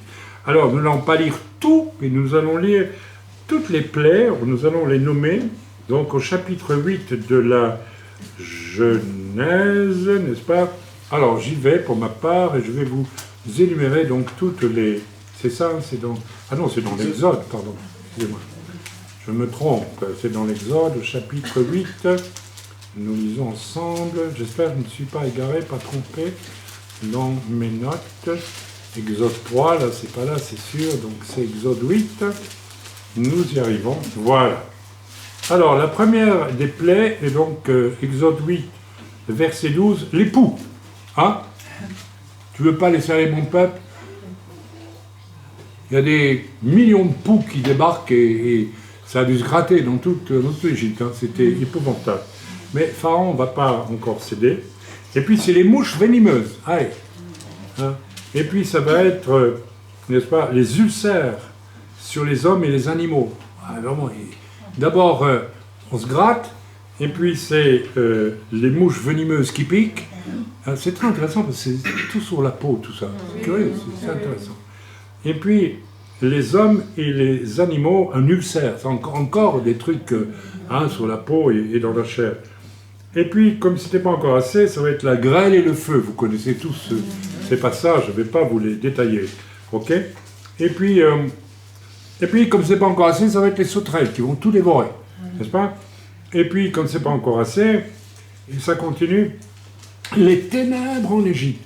C'est intéressant parce que dans l'Apocalypse, on voit qu'à un moment donné, il y aura 3 jours de ténèbres sur toute la planète. Vous savez? En fait, quand vous lisez bien les jugements qui viennent sur l'Égypte, on est obligé de penser aux jugements dont Jean nous parle dans l'Apocalypse, qui vont tomber, et aussi chez les prophètes, sur toute la terre. Voilà, alors, est-ce que j'ai tout dit? Je ne sais pas. Voilà que mes pages se mettent à coller ensemble, je ne comprends pas pourquoi. Et puis, voilà. Donc, je pense que j'ai donné toutes les plaies, et je m'arrête là, je ne vais pas plus loin. Tout ça, vous l'avez lu, vous le connaissez. Mais nous pouvons quand même regarder au chapitre 12. C'est ce que Là, on était au chapitre 12. Voilà, nous allons aller dans l'Exode au chapitre 12. Je n'aurais pas dû abandonner ma page. Et nous terminons avec ce qui est écrit là. Donc, je ne vous lis pas tout, hein, parce que là, on en aurait pour... Mais chez les Juifs, ils lisent tout ça. Ils lisent tout ça, le sort de Pessah. Nous, comme on transpose beaucoup dans la Nouvelle Alliance, on ne peut pas faire... On va utiliser plutôt notre temps pour essayer de nous centrer sur Yeshua. Amen. Alors, chapitre 12, verset 1 à... Et puis, lisons le verset 16. Chapitre 12, et lisons le verset 16. Alors, où est-il? J'espère ne pas mettre... Voilà, pardonnez-moi. Le premier jour, vous aurez une sainte convocation, et le 7e jour, vous aurez une sainte convocation. On ne fera aucun travail ce jour-là. Vous pourrez seulement préparer la nourriture de chaque personne. Vous observerez la fête des pains sans levain. Donc ça, c'est quand ils vont instituer la Pâque, le Pessah, hein, sur l'ordre de Moïse, etc. Et il leur dit, voilà, vous pratiquerez, donc vous mangerez l'agneau, etc. Et et donc au verset 18, le 14e jour du mois, au soir, vous mangerez des pains sans levain jusqu'au soir, etc. Donc à nouveau, les fameux pains sans levain. Ceci est extrêmement important. Alors, ça peut aussi nous faire réfléchir sur le fait que pour nous tirer d'Égypte, de notre Égypte, combien de choses mauvaises ont dû nous arriver avant qu'enfin on comprenne et avec humilité. Je crains que peut-être, moi je reconnais, je crois que j'ai souffert quand même pas mal avant de connaître le Seigneur. Mais réfléchissons. Est-ce qu'il faut encore que Dieu nous amène des échecs répétés, n'est-ce pas, sous forme de jugement? Mais dans notre cas, il s'agit aussi de nous libérer de notre Égypte, de notre vieille mentalité. Je reviens sur les hommes qui fonctionnent encore dans le mépris de l'Écriture qui dit « Marie, aimez vos femmes comme Christ a aimé l'Église, en se livrant pour elle », et qui sont toujours sur le régime de la chute, où il est dit, les femmes se porteront leur désir vers vous. Il ne s'agit pas de désir charnel, il s'agit de besoin d'amour. Mais vous leur répondrez, c'est dans la Genèse, hein, mais l'homme dominera pour toi, ce sera sa réponse. Et beaucoup d'hommes en sont restés là. Je ne sais pas pourquoi ce Pessah, Dieu n'arrête pas de parler aux hommes. C'est qu'il y a de bonnes raisons de parler aux hommes. Ok, on continue. Alors là, le chef de famille se lève, prend le plateau qui est ici, et, n'est-ce pas, fait le tour de l'assistance, autour de chaque convive. La signification est la suivante, n'est-ce pas, chez les Juifs, vous êtes couverts par la protection de Dieu. Alors, je ne vais pas le faire parce que, d'une part, je suis fatigué, et puis c'est un peu long à faire, mais imaginez que je passe au-dessus de vous. Et certaines années, je me souviens, je le faisais, et je m'arrêtais parfois sur l'une ou l'autre personne et je prophétisais, rappelez-vous. Et on a vu les prophéties se réaliser, si j'ai bon souvenir. Dites-le moi, si c'est pas le cas, il faut le dire. Hein. Et donc, imaginez que je passe au-dessus de vous, mais la bénédiction n'est possible que si vous êtes vraiment en Yeshua. Donc, je peux passer au-dessus de vous, comme vous pouvez être dans l'église et ne pas être béni en réalité. Soyons honnêtes. Est-ce que je suis béni dans l'église? Ou pas du tout? Ou qu'un petit peu? Voilà, laissez ce plateau passer virtuellement au-dessus de vos têtes et voyez où vous en êtes avec le Seigneur. Voilà, on avance. Souvenez-nous quand Yeshua, notre esclavage a été aboli, mais gardons à l'esprit Jérusalem et notre émigration si nous sommes d'origine juive, etc. Bref, on prend la deuxième coupe, appelée coupe de Moshe. Donc, vous pouvez la prendre, n'est-ce pas, tous. C'est la coupe qui nous parle de quoi, n'est-ce pas, coupe de la libération. Donc, vous vous souvenez avoir été libéré de votre Égypte ou de votre dureté de cœur, messieurs ou dames, qu'importe, si vous êtes délivrés. Donc moi, à votre place, si vous n'avez pas été libéré vraiment, je la poserai déjà, cette coupe. Je ne la prendrai pas. Je serai courageux et honnête. Parce que ce serait mentir. Dire j'ai été libéré, je ne l'ai pas été. Donc, vous avez l'opportunité d'être libéré, mais acceptez que Dieu parle à vos cœurs ce soir. Ok? Bien. Et puis, on la boit, le chef de ma vie, voilà, la coupe, et on remercie le Seigneur pour la libération de l'esclavage. Seigneur, moi je me souviens à quel point j'étais esclave avant de te connaître. Et en même temps, fou d'orgueil et fier de l'être. Parce que dans le monde où je vivais, on brillait par l'orgueil et par la fierté d'être orgueilleux. Et les rapports entre les hommes et les femmes étaient basés sur la peur, sur la domination et des choses comme celle-là. Et je te remercie parce que tu m'as libéré il y a plus de 40 ans de cela. Et tu as commencé ensuite à changer mon cœur. Et je te prie, Seigneur, pour tous ceux qui veulent te dire ce soir, Seigneur, s'il te plaît, change mon cœur. Change-le. Je me soumets à toi. J'accepte de commencer à aimer comme tu as aimé. À mon petit niveau peut-être, mais je commence à le faire. Je commence à regarder mon voisin. Je le regarde en l'aimant. Est-ce que nous pouvons regarder notre voisin en l'aimant? Regardez votre voisin, soyez honnête. Regardez chacun votre voisin. Et ce n'est pas le moment de rigoler, vous savez. Vous l'aimez? Ou bien soyez honnête, vous ne l'aimez pas. Regardez votre épouse. Vous l'aimez, vous ne l'aimez pas. Qu'est-ce qui passe dans votre cœur?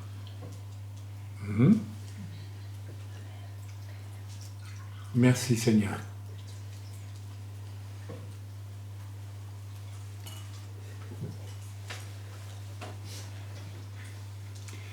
Le chef de famille prend la matzah du milieu.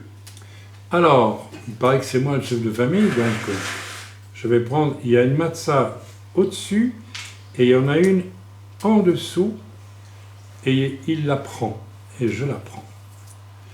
attention parce que là, on va toucher à des notions absolument incroyables. Il la casse en deux. Voilà. Il la casse en deux. Ça représente le corps brisé du Seigneur pour moi. Et c'est intéressant parce que Jésus était homme et Dieu, mais il a été brisé dans son corps d'homme.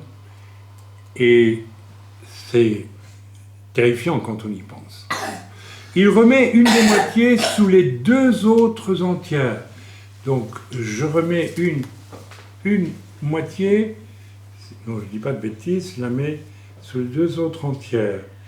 Donc, ça doit être dans un petit linge. Je vais sortir un linge et mettre la moitié, ok, et je vais la mettre tout en bas. Je vais obéir aux ordres. Et voilà. Tout ça a un sens. Il entoure l'autre moitié d'une des serviettes blanches, comme s'il entourait un corps dans son linceul. Je viens de le faire. Et là, il fait sortir les enfants. Les enfants, sortez. Vous êtes habitués, n'est-ce pas, à ça chaque année. Et voilà. Et il met la matzah enveloppée sur son épaule. Alors là, voilà. La matzah enveloppée, il la porte sur son épaule. Et qu'est-ce qu'il fait? Il porte, en fait, Jésus qui est mort, comme s'il portait le corps de Jésus, et il va aller le cacher quelque part. Et je vais aller le cacher, et je vais le cacher quelque part, et les enfants vont devoir la chercher et la trouver. Alors, on va expliquer dans quelques instants pourquoi les enfants, mais laissez-moi le temps. Donc je quitte la caméra, je vais aller cacher Jésus que je porte, comme si je portais un mort au tombeau. Je vais aller la cacher quelque part. Et pas que ce soit trop facile non plus, parce que, pardonnez-moi. Et donc, voilà, je le fais le mieux possible. Et je vais donc aller le mettre, je vais le mettre chez Richeva, comme ça. Elle ne trichera pas, elle ne pourra pas essayer. Il faut qu'il la trouve. Il y a une petite bosse qui va les aider. Donc, ok. Bien. Alors, je retourne face caméra. C'est riche, hein? Non? Ok. Cette matzah que je viens de cacher s'appelle en grec, on prend ici un mot grec, c'est le mot afikomen. Et les Juifs l'utilisent quand ils font leur célébration de Pessah. Je m'empresse de signaler que nous le faisons ce week-end parce que normalement c'était mercredi qu'on devait le faire, mais comme beaucoup n'ont pas congé le mercredi depuis des années, bien, je crois que le Seigneur ne nous en veut pas du tout, eh bien nous le faisons le week-end suivant. Que veut dire le mot afikomen? Ça veut dire je suis venu. Donc les Hébreux, les Juifs aujourd'hui qui font ça, et qui vont cacher, en fait, ils l'appellent l'afikomen, c'est-à-dire celui qui est venu, je suis venu. Vous vous rendez compte pour eux ce que ça veut dire? Nous on comprend. Mais la racine étymologique de ce mot afikomen signifie beaucoup plus que il est venu. Il peut se traduire par puissant et héros. Et koman veut dire se lever, venir, se réveiller, se relever. Autant dire ressusciter, quoi. Rétablir, redresser, régner. Autant dire, il est le Messie, quoi. Il ne fait aucun doute que tout ceci nous parle de la mort et de la résurrection de Yeshua et de devenir adulte, c'est-à-dire homme possible par le modèle de Yeshua. Donc, devenir aussi, n'est-ce pas, des hommes à l'image et des femmes à l'image de Christ. Et si nous ne passons pas par ça, bah, écoutez, eh bien, nous sommes nulle part. Amen. Amen. Voilà, alors continuons si vous voulez bien. Ok. le chef de famille fait revenir les enfants, faites revenir les enfants, et puis qu'ils stationnent là, par exemple, gentiment, et puis les enfants, et il prend la première matzah et la moitié de la deuxième.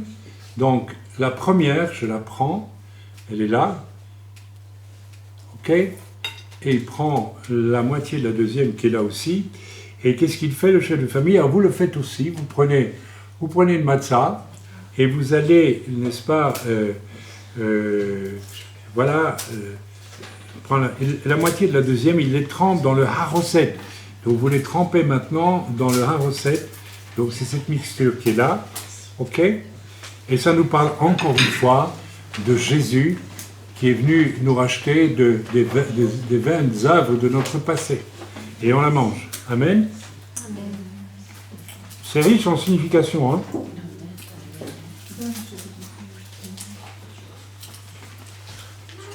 Ce sont ces morceaux-là que Yeshua a tendu à Judas. Vous savez, quand il a trempé dans la sauce. Parce qu'eux, ils avaient un agneau rôti, hein. Nous, nous n'en avons pas ici.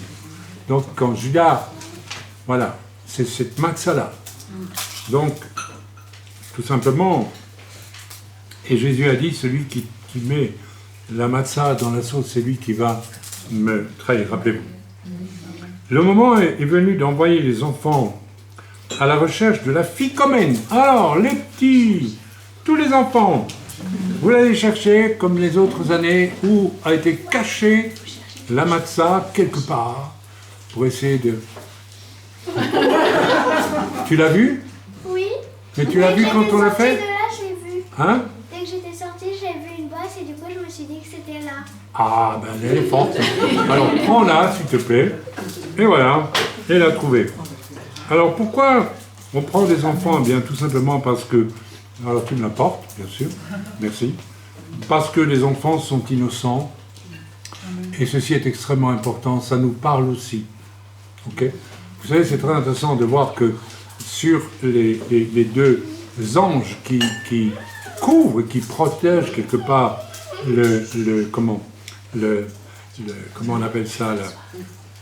Aidez-moi parce que l'arche d'alliance, oui, pardon.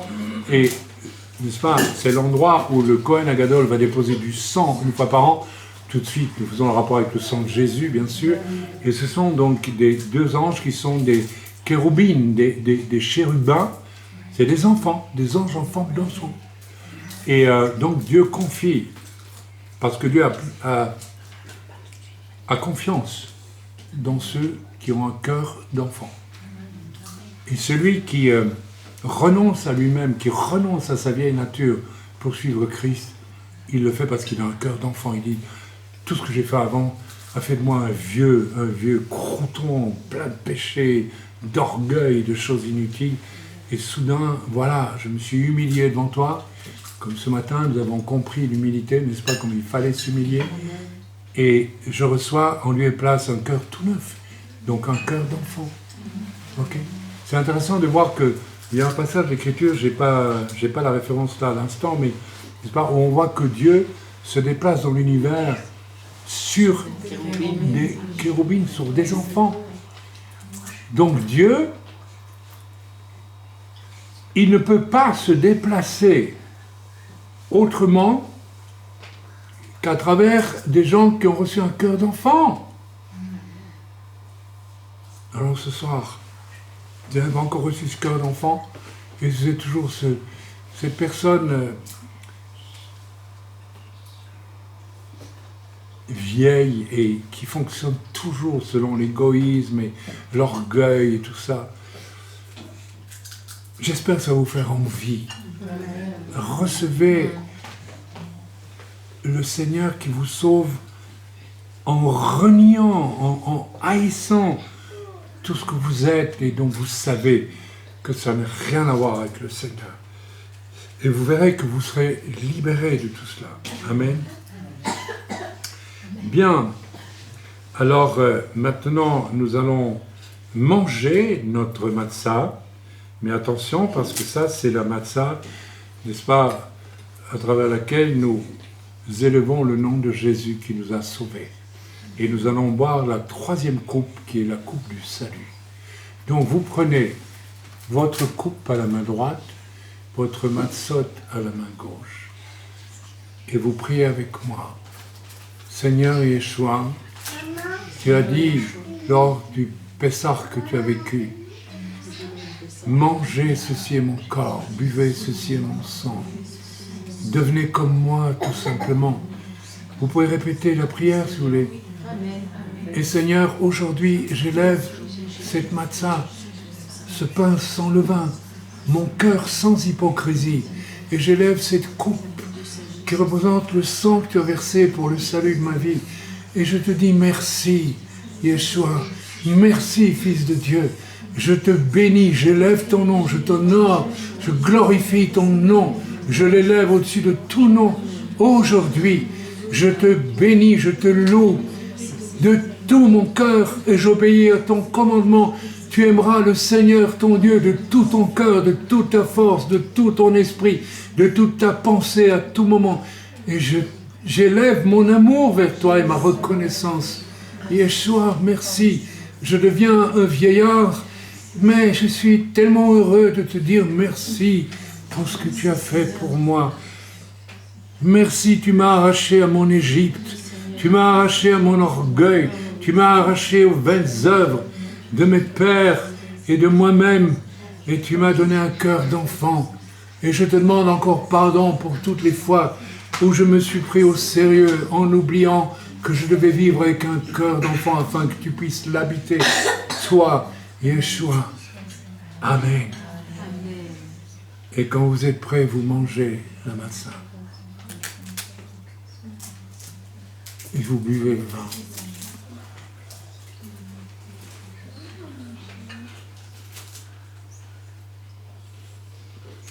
C'est la coupe du salut.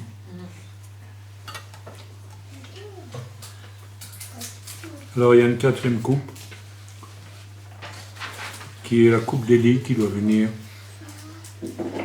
Alors est-ce que nous la buvons? Les Juifs ne la boivent pas, parce qu'ils attendent qu'Élie vienne. J'ai raconté une chose humoristique que j'ai vécue un jour. Je suis arrivé à Jérusalem et Dieu m'a dit d'aller au mur, et c'était le jour de Pessah. Et j'ai marché dans la vieille ville, il n'y avait personne, tous les Juifs étaient dans leur maison. Et à un moment donné, derrière moi, j'avais kippa, talit et tout. Et j'étais pris au mur. Et Dieu m'a parlé derrière au mur. Et j'ai entendu un Juif qui jaillissait de sa maison, qui disait « Viens à la maison, viens faire avec nous Pessah. » Puis je dis « Mais non, je vais au mur, hein, je dois aller au mur, j'obéis à Dieu. » Vous savez ce qu'il a pensé? Non, je vous assure. Ils attendent tellement Élie, il s'est dit, si jamais c'est Élie, il faut qu'on aille à la maison. Ok? Alors, je vais envoyer peut-être Rachel. Rachel, où es-tu? Viens près de moi, s'il te plaît. Alors, tu vas aller... Alors, c'est une tradition dans toutes les familles juives. Hein. Tu vas aller... tu ouvres la porte, là? Tu sais l'ouvrir? Tu regardes un petit peu. Dehors, est-ce que tu vois Élie? Il arrive? Il n'arrive pas, hein? Oh, il n'est pas venu. Oh, elle fait ce qu'on fait dans n'importe quelle famille juive, je crois, que ça. Et je te remercie, ma chère, c'est bien. Très bien. Mais nous savons aussi que l'esprit d'Élie est venu, n'est-ce pas, sur Jean-Baptiste, Yochanan HaMatbil. Vous connaissez tous l'histoire. Et il est dit que l'esprit d'Élie doit revenir pour rétablir toutes choses avant la deuxième venue du Seigneur aussi. Et finalement... je crois que l'onction d'Élie est répandue. Vous savez, BDP, vous l'avez tous lu, bon, ça a à voir avec l'onction d'Élie. Mais je réfute et je dis aux personnes, il y a une personne qui m'a dit à l'époque, « Oh, mais c'est toi, tu es Élie. » J'écoute, ne dites pas des hérésies pareilles. Ok? Surtout pas.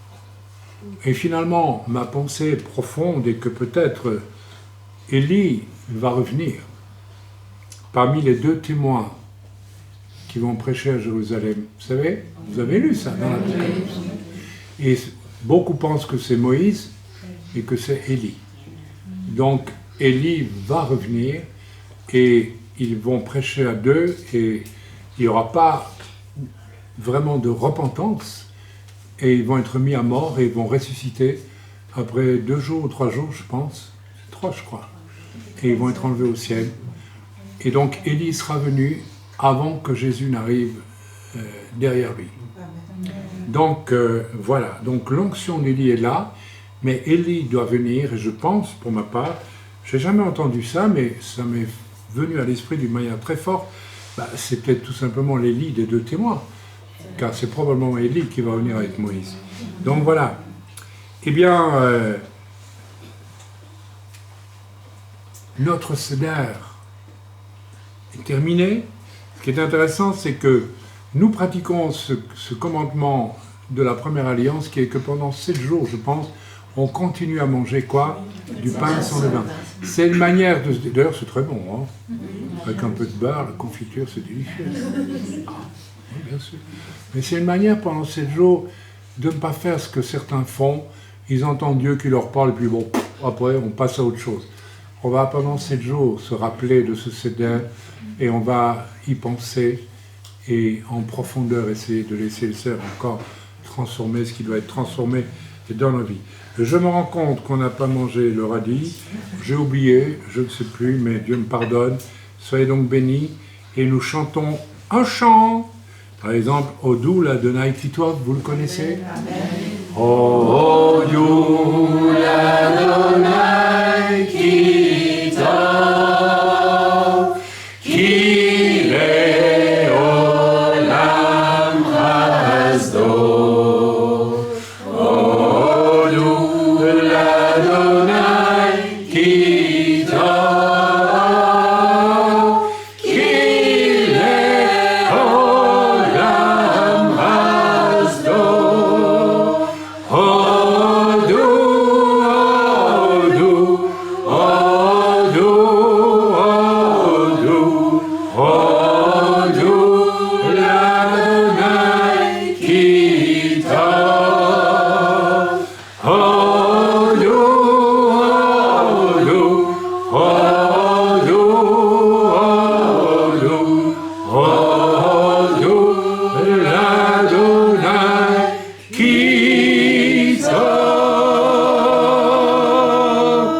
Amen. Vive Yeshua. Amen.